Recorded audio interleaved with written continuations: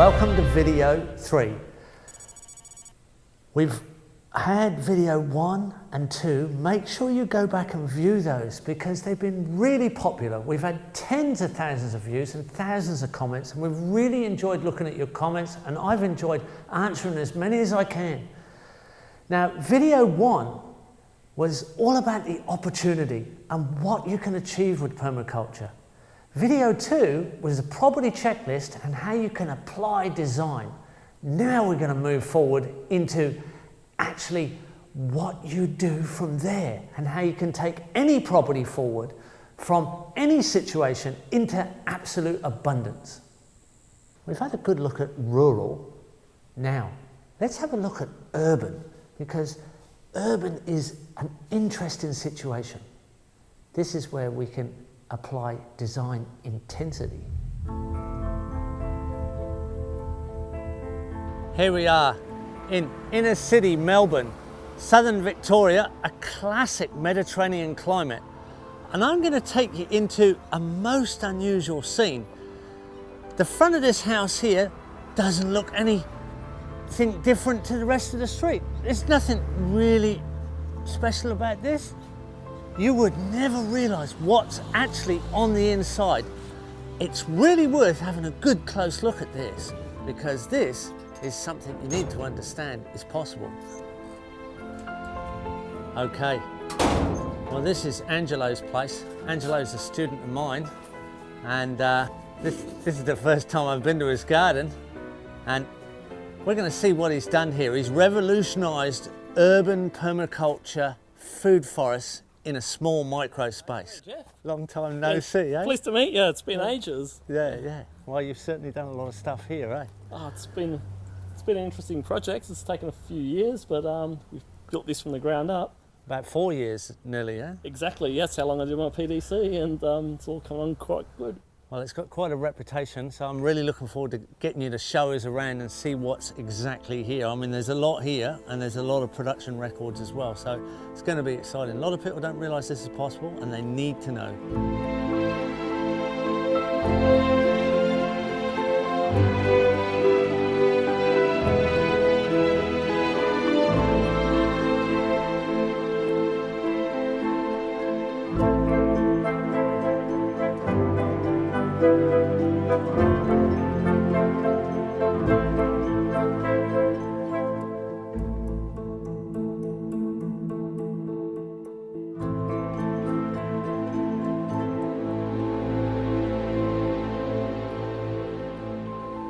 So what Angelo's done here is something quite unusual, and it's very effective.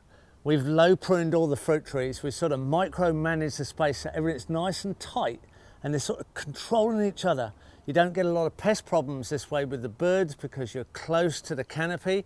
They feel kind of threatened by the few domestic animals that are around, and the gardeners are close. And then we've got this really intense diversity of almost like a food forest. It is an urban food forest sort of assembly, and it's self-seeding and self-replicating, and it's heavily stacked in perennials. It's enormously diverse and incredibly fertile in the soil. So that's something that a lot of people don't realise is possible. We've got the records, we've got the production numbers on this.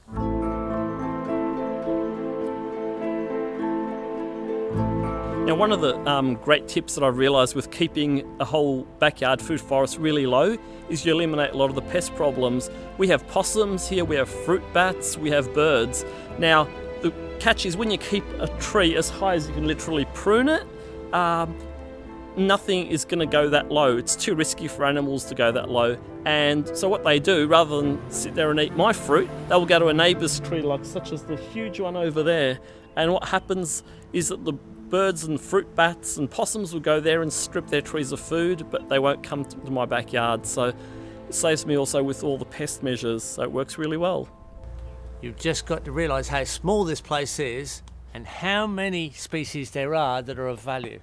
So give us a bit of a tour, Angelo. Okay, well, it's only a small 60 square metre garden. That's all the growing space I have. And there's about 30 fruit trees right in this garden, about 22 types of berries, about 80 medicinal herbs, and a fair bit of annual veggies too.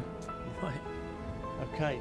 And you're getting a large amount of your produce out of here. How much food do you think you get out? Okay, well I've actually been counting all the produce, and I normally get about 70 kilos of veggies a year, and just this year I got about 161 kilos of fruit. That's since 4th year, and we managed to get 11 kilos of berries, and we still should get double that in terms of berries, because most of the berries just got planted only last year, so they're not old enough to fruit. So you're still increasing diversity, and you're still getting more fertility and more stability all the time. Yeah, that's right. This is 60 square metres, 640 square feet, and there's an enormous amount of production going on here. People just don't realise what's possible in the micro space. This is where we get most production in the area of size. How did you come across this system? Like, what was the inspiration that you wanted to achieve here? Well, ultimately, I wanted to be able to squeeze in as many fruit trees as possible into my backyard, and the whole point of the design was that I can get extended cropping rather than having one big apple that produces all its apples all at once, and then I've got a glut of them. I thought I can get extended cropping by planting an early, mid and late season apple. Now, the catch with that is I'd need the space to put 3 big trees, but I don't have that much space. So what I've done in this little 5-metre strip, I've managed to squeeze 4 trees in. So this is just on a regular rootstock. This is a full-size apple tree. So what I've done, I've planted them very close. They're only about 1.5 metres apart from each of the other trees, and so they all actually compete with each other for nutrient and water and slow each other down. And we don't go crazy with nitrogen fertiliser, so I don't get heaps of vertical growth. And the other thing, the key to all of this is really the pruning. We prune not only once, the usual winter prune, but we do a 3 times a year prune. Whenever we get, this is all hard and woody now, but whenever we get the green growth, we take all the woody, we take the green growth down by half. So we leave the woody growth and we take all the green growth down by half. So we trim half of the new growth in spring, then we trim half of the new growth in summer, and then we do our normal autumn prune. So that helps the tree get bushier and gives it more form and shape, gives it more branches, and we keep it low. I never prune any higher. Sorry, I never let it grow any taller than what I can reach with secateurs above my head. And you're a bit shorter than me too. Yeah, that's right. So you can have your trees a bit taller. But and these are still yet to have their summer prune. I've left them a little bit longer just so they can store more energy into their roots. And everything goes to the ground. It's chop and drop total. Yep, everything. All the leaves from these will go down there. All the berries that I prune, they all go into there. Everything goes back into the garden. And there's nothing wrong with the soil. From what I can see, the soil's magnificent. And you're returning diseased leaves and fungus. Everything just sorts itself out. Good organisms win all the time. That's right. So it's a self-replicating fertility system. It's just keeping fertility cycling. That's right. If you've got a good healthy soil ecology, it all takes care of itself, just like a good healthy tummy. We've just got to trust these systems, and this is an endorsement that these systems work. I mean, it's a very small area with an enormous production. One of the reasons why I like to chop things really, really fine is because they break down much quicker and they create nice, rich soil much, much faster. And here what we'll do is we scatter the seeds first. This is all lettuce. So this lettuce will produce our lettuce for next year. So we'll grab that, throw some more over there, spread it out, take that out. Served its purpose. I normally fold them because I can cut it twice as fast. If your hands are strong enough, you can fold it again. So that's 4 layers there. And then I can just do it really quick. One of the other wonders about growing plants in a permaculture way is that you can actually benefit from combining plants together. Now, this mandarin tree above me is a really heavy producer. It produces about 64 kilos a year of mandarins, which is a lot, so you really need to get a lot of food into it. Now, one way I've found out to actually feed it naturally is to grow comfrey, which is this broadleaf plant, and I'll just pull out a leaf for you. That's comfrey. That's what comfrey looks like. What comfrey does, it has a very deep taproot and it drills deep down into the soil. It can pull up nutrients. It does what you call nutrient mining. Now, citrus has a very shallow root, so they're not competing root-wise, and what happens is when all the nutrient goes past the citrus roots, the comfrey can pull it all up, and then when it dies down in autumn, it releases it and it feeds the citrus tree. So one thing I would like to explain here is just the whole concept of solar aspect. In good permaculture design, we line up our plants so they make best use of the sun. Here, the trellis runs in a north-south direction. Being southern hemisphere, we have our north midday sun shining down the length of the trellis, so it receives the full sun right through the day. So it's not shading anything out, and it benefits from the full sun that it's receiving. Now, when the sun swings around to the west, we get a real harsh west sun. Now, this acts as a big screen and shades out the veggie patch behind it, so the vegetables behind it don't get toasted. And the other benefit is that when this loses its leaves in autumn, they all drop down and it mulches the garden below it. So essentially what we've demonstrated is that one element in a permaculture design serves many purposes. And in this case, it's actually three, but also the fourth is that it produces grapes. I mean, what's your background on understanding this? Is it something that is very relevant to you? Oh, I come from quite a different background actually. My background's in biomedical science of all things. I'm a biochemist and a pharmacologist by background.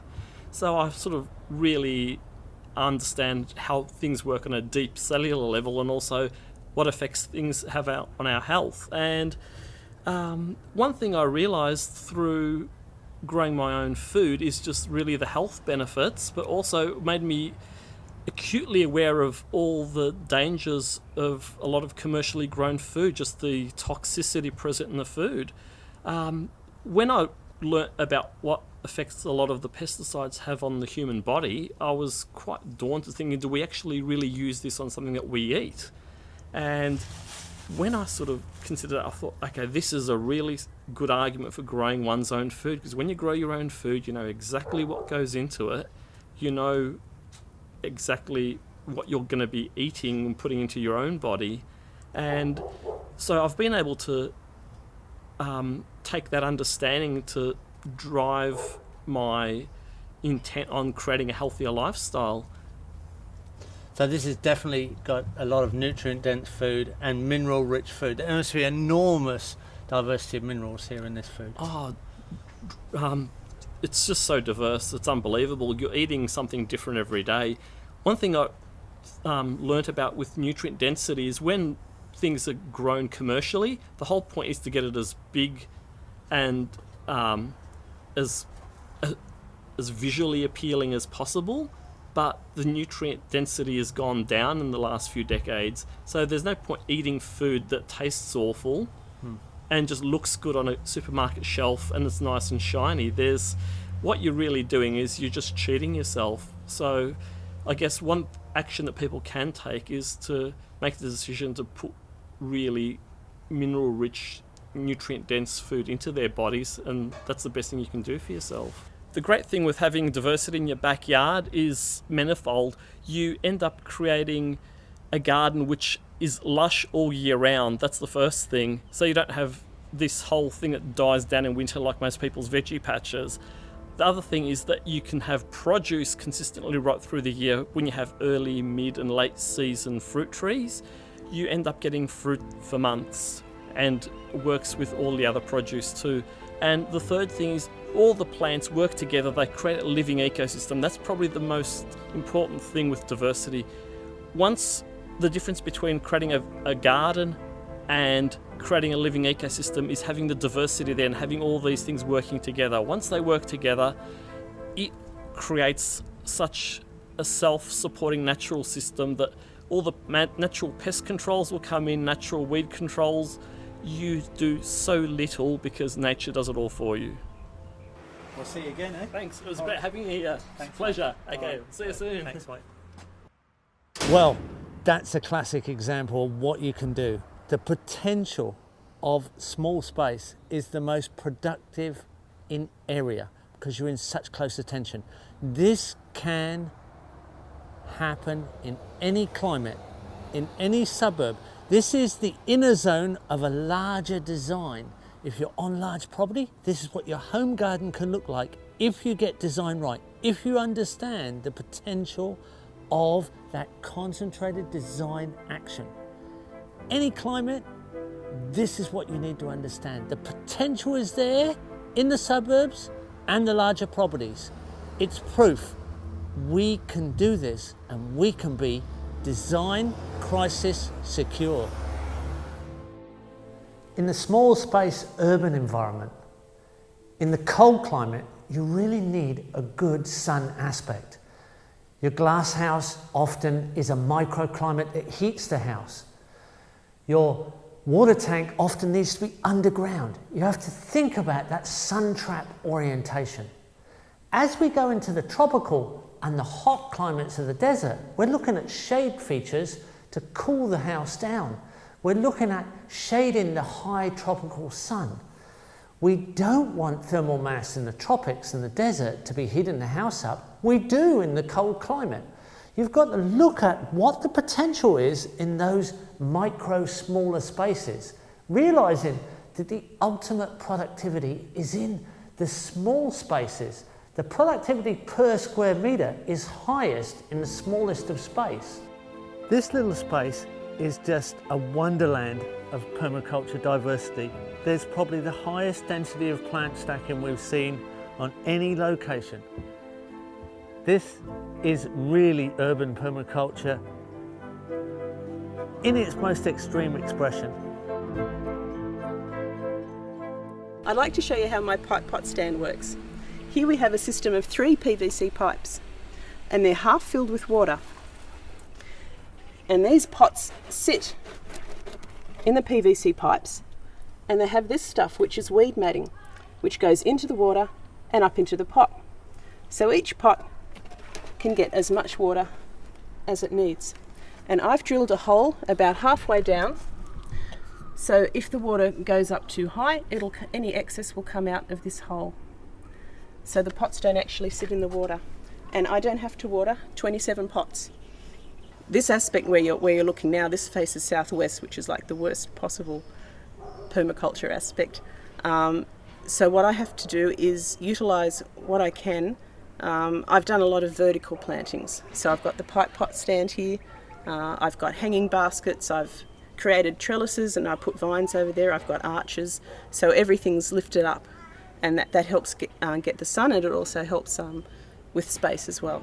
Design in your water tanks, design in your fresh water. You have hard surfaces, collect the roof water. If you're in flat roofed areas like deserts or industrial urban or inner city urban, look for those flat roof areas because you can put roof gardens up. There's all sorts of options, enormous amounts of vertical space that can be most intensely utilised in the urban area. Trellises for extra shade. Now you can also play with deciduous elements where you shade in summer and open up to sun in winter. There's micro intensity in urban situation. Don't be fazed by the fact that you're in the suburbs or you're in the industrial area or you're in the intense, very, very dense population areas, because these areas have more opportunities per square metre. And this footpath is deep mulched on top of newspaper, so that nothing's going to grow in here. It's just a functional footpath access way, but it's perfectly on contour, so it harvests water and soaks it passively to the lower beds. So I did an introduction course into permaculture and had a look at how I could slow water down, how I could actually use it myself rather than it running from this end of the property straight out to my neighbours. So the garden beds have been designed along paths that are on contour, so as the water enters the property, it slows it down, it spills over into the vegetable beds and waters the vegetables for me. And does it do that? It does. It does. It absolutely does. The back garden Here we have an overflow from the grey water of the house, comes through a little sloping reed bed into an aerating pond right behind me. The overflow comes through the swale I'm sitting in and down almost the full length of the garden, soaks through the swale mound, and any overflow from that gets caught in the next swale further down, which in the future there's a chicken pen planned to add extra nutrient to the system. So this is a well-designed water-wise garden, front and back, full of food. It's just a matter of realising. Now, design is the key. Understanding design of urban. The intense micro space is where you learn most if you want to extend out, but you can stay urban and be completely secure because there is more opportunity. And as more people work together with that opportunity, the more secure you are as a sustainable community in its own integrity. I'd like to tell you a story about two of my students and clients who became good friends of mine because they needed advice on a lifestyle change. He was a Navy diver and he'd had some serious health issues in relation to chemical toxicity through a dive accident. And they needed to completely change their food intake and their lifestyle stress. So they cashed up out of the military service. She was in the army, he was in the Navy, and more or less semi-retired, and bought a small 7-acre property. And I helped them design and develop that property. Small dams, 1/4 acre of vegetable garden, an acre of food forest, 4 acres of pasture, and about an acre of woodlot, and a small area of wilderness next to a small seasonal creek. So they developed that property over time, and I'd regularly call in and see how they were going because they were serious about this. They really wanted to grow all their own food. They had 3 young boys going through school. They ended up going right through school and university and leaving home on their parents' self-sufficiency lifestyle, supporting all their needs. Well, halfway through their development phase, when the system was quite mature, it was starting to go through the 3 to 4 year stage, when things start to get quite stable in most climates. I called in one day and knocked on the door, bit of a slow answer, and realised curtains were all closed. They were actually watching the midday movie. So I had a bit of a joke that they were taking it a little bit too easy. And then they actually said to me, they felt guilty because they watched the midday movie every day. So after a bit of a joke and a laugh about that, we then started to say, well, how many hours do you actually do now the system's quite stable? This is a system with a 1/4 acre of vegetable garden, an acre of food forest, a few small animals, chickens, ducks, tractors and pigs now and again, just 1 dairy cow and a calf, small bit of pasture, little woodlot, providing all their needs more or less for themselves and 3 growing young boys. Turned out they were working an hour in the morning each and an hour in the afternoon each. Half an hour in the morning and half an hour in the evening at weekends. So 5 days a week, 2 hours a day each, and an hour a day, Saturday and Sunday. Total 12 hours work each a week for a full self-sufficiency lifestyle and a complete lifestyle change. Couldn't meet a happier, more contented, less stressed couple, and absolute health change, total vitality. This is what you can do for yourself with the system that we can give you. This is possible. Many of my clients and students who've had health issues end up in the same situation. Happy, healthy, and completely vital and feeling meaningful and engaged in a system that they love, a lifestyle they love, because they understand it, they know their direction, they feel secure, they feel confident, they know they're survivors, they know that they are going to be living in an abundant situation because they know how to design their own lifestyle. I'm excited about sharing my knowledge with you. Make a comment down below and I'll see you next Friday. And we can tell the future generations we moved this forward and we started the new evolution of humanity. This is the future and the only future that's possible. Let's do it.